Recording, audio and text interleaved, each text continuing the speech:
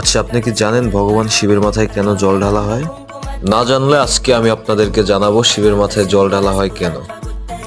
শ্রাবণ মাসের সোমবার শিব ভক্তদের কাছে অন্যতম গুরুত্বপূর্ণ দিন।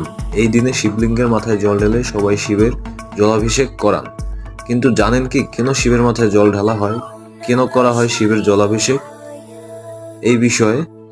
এই বিষয়ে পুরোহিত ধীমান বন্দ্যোপাধ্যায় জানিয়েছেন, পুরাণ অনুযায়ী এর পিছনে রয়েছে একটি কাহিনী। এর সঙ্গে জড়িত রয়েছে সমুদ্র মন্থন যোগ।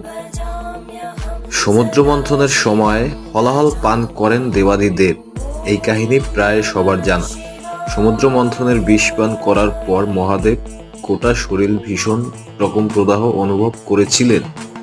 সেই জ্বালা নিবারণে এগিয়ে আসেন দেবী পার্বতী, পাশাপাশি অন্য সমস্ত দেবদেবীরা। শিবের মাথায় জল ঢেলে তার শরীরের প্রদাহ কমানোর চেষ্টা করেন, আর এর থেকেই